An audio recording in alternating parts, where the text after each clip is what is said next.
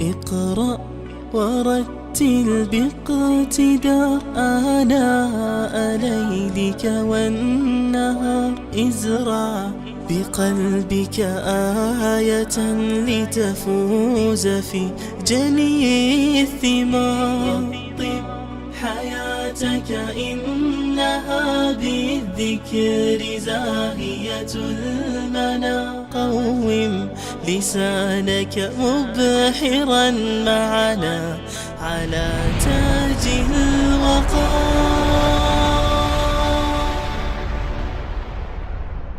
اقرأ ورتل باقتدار. بسم الله الرحمن الرحیم. الحمد لله و الصلاة و السلام علی رسول الله صلی الله علیه و سلم و علی آله و صحبه اجمعین. عزیزان السلام علیکم و رحمت الله و برکاته. باز هم دوستان عزیز در میدان حشر هستیم و بحث سر میدان حشر میکنیم. در میدان حشر یکی از اموری که موجود هست حوض است و حوض عبارت از همون جای پر است که در میدان قیامت می باشه. در میدان قیامت حوضی هست که در او این مخصوص رسول الله صلی الله علیه و آله است و رسول الله صلی الله علیه و آله برای امت خود از این حوض آب میده. ساختمان حوض مکان است که در داخل از او آب از جنت میه. پس یکی کوثر است و یکی حوض است. فرق بین حوض و کوثر چی است که در احادیث به این مکانی که در میدان حشر گفته شده این حوض گفته شده، اما نهری که در جنت است و از او آب میاد که تا بالاخره آب از او باز جمع میشه در حوض، او را کوثر میگه که ان اعطیناک الکوثر فصل لربک وانحر ان شانئک هو الابتر. پس کوثر همون نهر است که در جنت است و به رسول الله صلی الله علیه و آله داده شده است. از این نهر آب میای جمع میشه در کجا؟ در حوض و این حوض در میدان حشر است.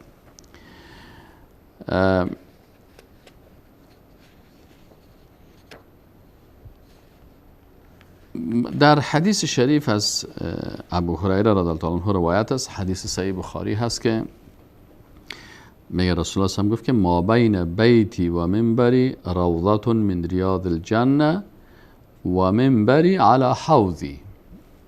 یعنی میگه که رسول الله صلی الله علیه و آله میگه که بین منبر ما و بین خانه ما باغ از باغهای جنت است و منبر ما بالای حوض ما هست.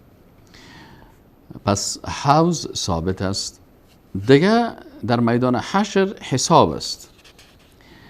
حساب عبارت است توقف دادن بنده ها قبل از گرفتن اعمال نامه برای حساب و محاسبه هست.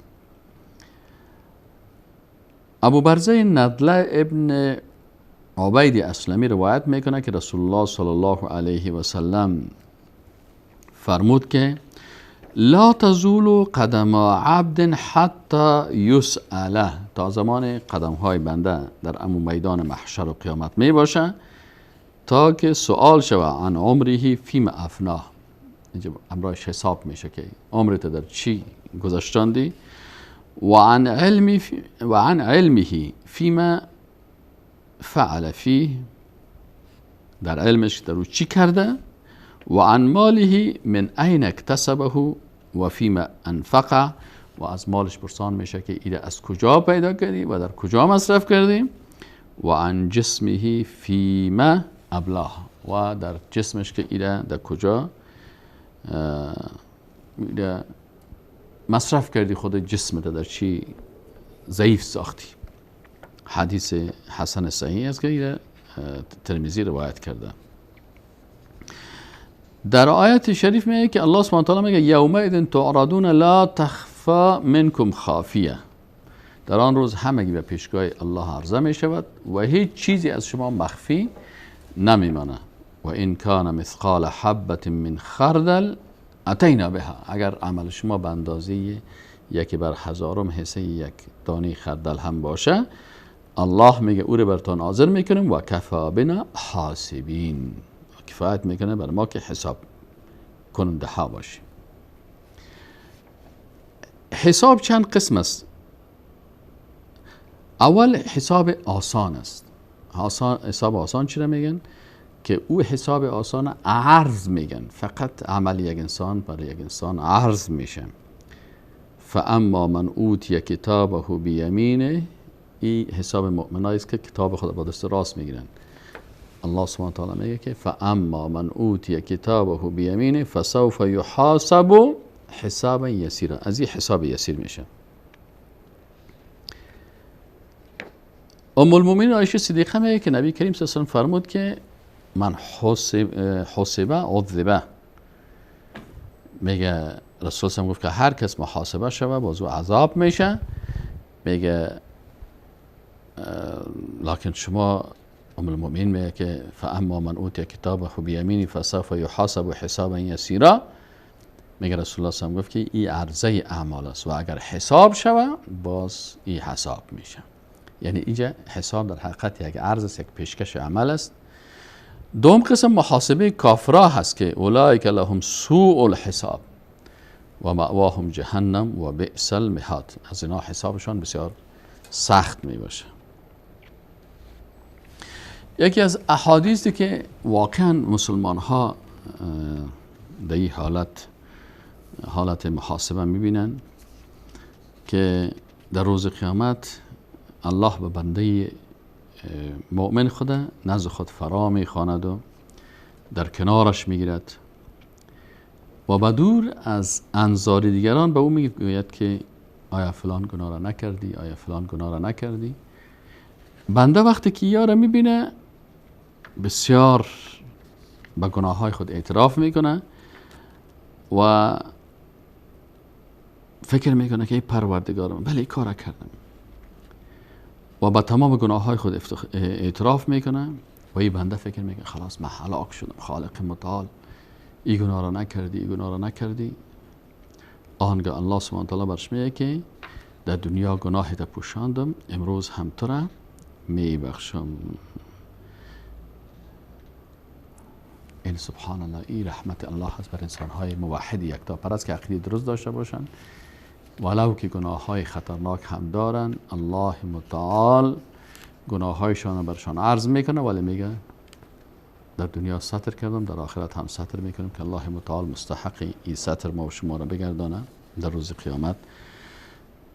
دیگر مسائلی که در حشر است میزان است. الله سبحانه و تعالی میگه و ندعو الموازین القسط، میزان های قسط لیوم القیامه، در روز قیامت. فلا تظلم نفس شیئا، هیچ نفس ظلم نمیشه بالای شد و ان کان مثقال حبه من خردل اتینا بها و کفى بنا حاسبین. در آیت دیگه میگه والوزن یومئذ الحق، ترازوی میزان این چیز حق است. فمن ثقلت موازینه فاولئک هم المفلحون، هر کسی که میزان اعمالشان ثقیل شد اعمال صالحشان فاولئک هم المفلحون. و احادیث زیادی درباره چی هست میزان و اینا هست. بالاخره بعد از این توضیح کتاب ها هست. نشر اعمال است. فاما من اوتی کتابه بیمینه فسوف یحاسب حسابا یسیرا و ینقلب الى اهله مسرورا و اما من اوتی کتابه وراء ظهره فسوف یدعو ثبورا و یصلی سعیرا. پس الله سبحانه و تعالی میگه که و وضع الکتاب فترى المجرمین مشفقین مما فی، مجرمین تعجب میکنن، ترسان و متوحش میباشن، میگن یا ویلتنا ما لهذا الكتاب، این چه قسم کتاب است، لم یغادر صغیرة ولا کبیرة الا احصاها، هیچ خرد بزرگ نبوده که کلش احصا کرده. سبحان الله، این کتاب است که کل از حساب شده. اما خوشا به حال کسی که دفتر اعمالش به دست راستش داده میشه. فاما من اوتی کتابه بیمینه فسوف یحاسب حسابا یسیرا. بالاخره وقتی از میدان حشر حرکت میشه و دفاتر اعمال گرفته میشه، حال انسان ها حرکت میکنن از میدان حشر به طرف جنت. کافر و منافق و مشرک و ملحد و بیدین در میدان حشر دروازه های دوزخ برشان باز میشن، داخل دوزخ میشن. اما مؤمنین به طرف جنت میرن. ولی اینجا یک نقطه هست که بین میدان حشر و بین جنت دوزخ است. حالا از میدان حشر چه قسم به جنت برن؟ بالای دوزخ پل است که اینه چی میگن؟ صراط میگن. پس مسلمان ها حرکت میکنن از صراط. و این منکم الا واردها. ببینین در آیت قرآن میگه که سوره مریم آیت 71 هیچ کسی از شما نیست مگر ای که ورود میکنین. یکی دخول است. ببینین میدان حشر است، کافرها داخل میشن، ادخلوا داخل شوین. اما مؤمنان چی میکنن؟ ورود میکنن از سر بام بالای همین دوزخ پل تیر شده است که این صراط میگن و مسلمان ها از این ورود میکنن، تیر میشن. پیغمبران، نبیین، صدیقین، شهدا، صالحین، کل مسلمان ها از سر از چی میشن؟ تیر میشن و میرسن به کجا؟ به جنت. رسول الله صلی الله علیه و آله که یضرب الصراط بین الظهرانی جهنم. صراط، پل صراط در کجا میباشه؟ در سر پل صراط بالای جهنم. فاکون اول من یجوز من الرسل به امته. میگه من اولین کسی میباشم که امرای امت خود از اینجا تیر میشم. ولا یتکلم یومئذ احد الا الرسل. هیچ کسی در این وقت گپ زدن نمیتونه مگر پیغمبرا. و کلام الرسل یومئذ اللهم سلم سلم. پروردگار ما را سلامت چیکو از امت ما را سلامت داشته باش. و طبعا در حدیث شریف است که در روز از صراط، چون صراط خودش مربوط غیب است، ما همون قسمی که آمده هست در آیات و احادیث به او ایمان داریم.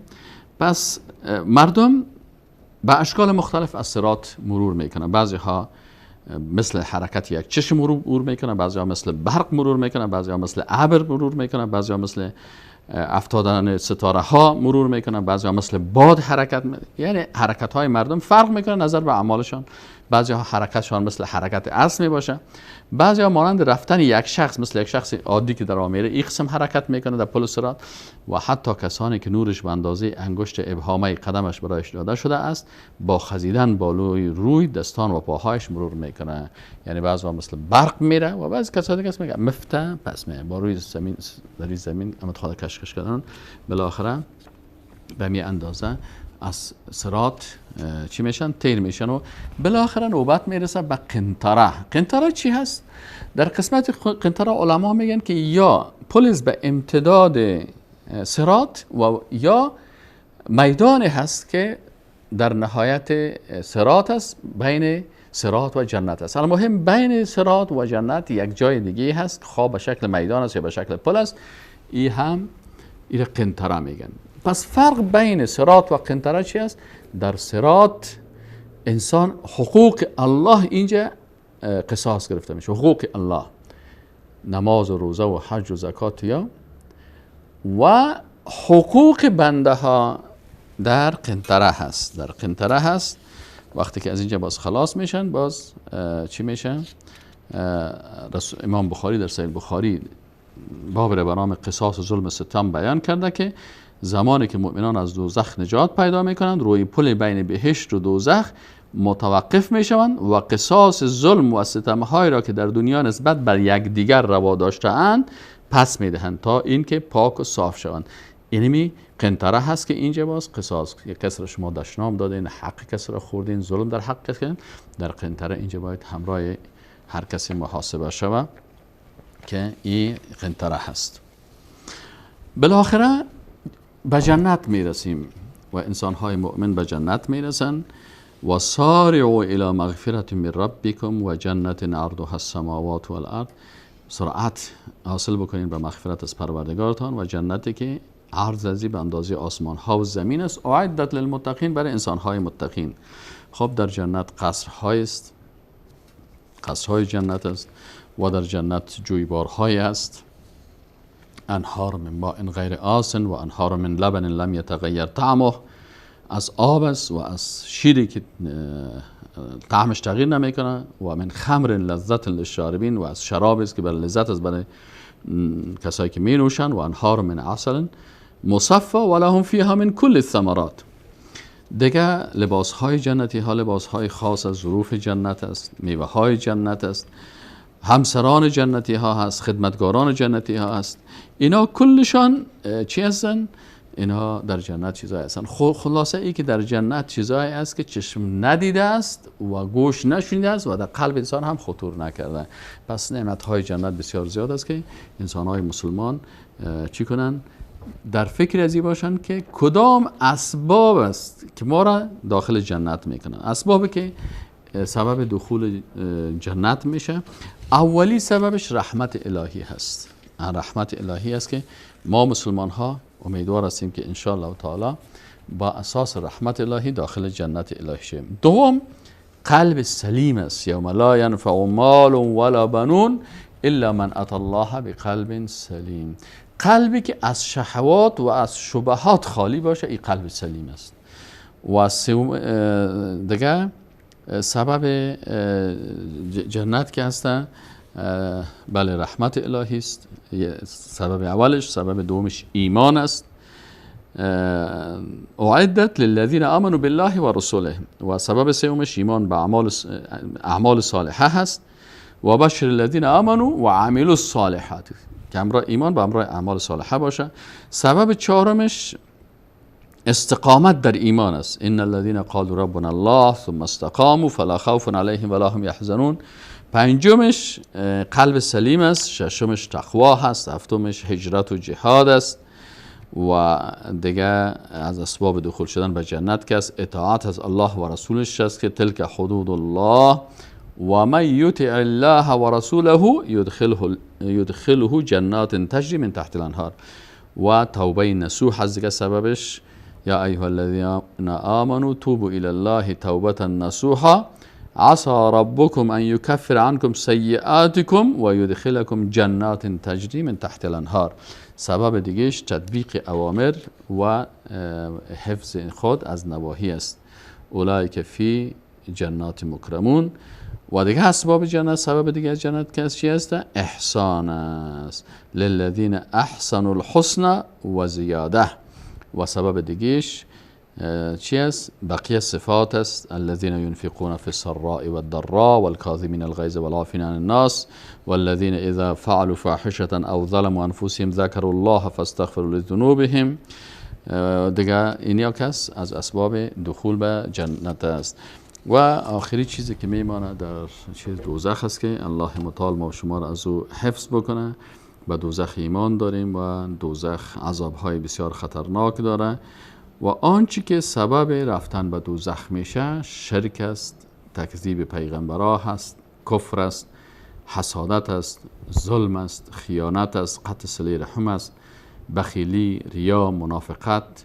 خود از امتحان الهی در امن دانستن، ناامیدی از رحمت الهی و تمام گناه های کبیره که در کتاب و سنت ذکر شده، اینا اسبابی هستند که انسان به دوزخ میبرن. الله متعال ما و شما را از شرک و کفر و بیدینی و بیایمانی از اینا نجات بده. و انسان مؤمن و هوشیار و فهمیده امی هست که در زندگی خود سعی و تلاش میکنه که بر زندگی دنیای خود هم کار بکنه و بر زندگی آخرت هم کار بکنه. انسان مسلمان همیشه میگه ربنا آتنا فی الدنیا حسنه و فی الاخرت حسنه و قنا عذاب النار. پس انسان مسلمان میگه پروردگار برای من نیکی های دنیا را نصیب کن. انسان 9 ماه در بطن مادر میباشه، برای زمین 9 ماه کار میکنه. بالاخره بعد از بطن مادر نوبت میرسه به زندگی دنیا.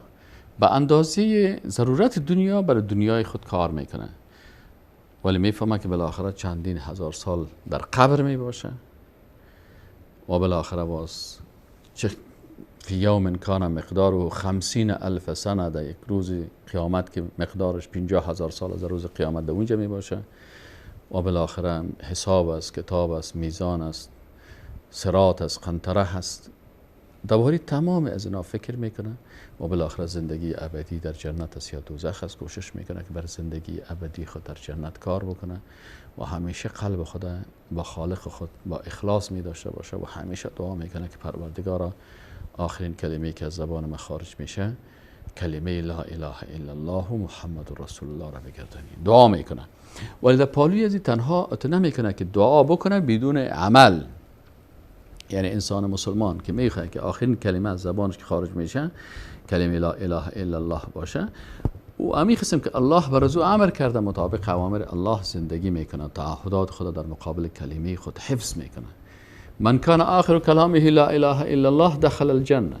پس این لا اله الا الله که در آخر عمر در زبان ما جاری میشه و سبب دخول ما به جنت میشه، این کلمه از ما چی میخواد که ما ایره در زندگی خود انجام بدیم تا ای که در وقت مرگ در زبان ما جاری شود. امی است که تعهداتی که به کلمه لا اله الا الله کردیم با او باید در طول زندگی خود استاد باشیم که متاسفانه بسیاری کسا از پیششان امی تعهدات خطا میخورن و یا شرک در ذات میکنن یا شرک در عبادات میکنن، با وجودی که میگن ما عبادت الله را میکنم لکن در عبادت الله مخلوق را شریک میکنن، و یا هم مثلا در اطاعت الله که تعهد کردن او را مشکنانن به عوض شریعت الله نظام های دیگه مخلوقی را میگیرن، و یا هم طریقی پیغمبر صلی الله علیه و آله فراموش میکنن به طریقه های دیگه میرن و اینجاست که تعهداتشون با کلمه مشکنه. پس الله متعال ما شما را توفیق نصیب بکنه که در زندگی خود کار بکنیم که نتیجه کار ما سبب ازی شود که با اساس با رحمت الله البته که از الله تقاضا بکنیم که پروردگار خاتمه ما را و بی کلمه لا اله الا الله محمد رسول الله بگردان. دوستان عزیز، این بود برنامه امروز که خدمت شما تقدیم کردیم. تا برنامه بعدی که باز هم در خدمت شما دوستان قرار میگیریم، شما را به خالق متعال میسپاریم. و السلام علیکم و رحمت الله و برکاته. اقرأ ورتل باقتدار آناء ليلك والنهار ازرع بقلبك آية لتفوز في جني الثمار. طب حياتك إنها بالذكر زاهية المنى. قوم لسانك مبحرا معنا على تاج الوقار.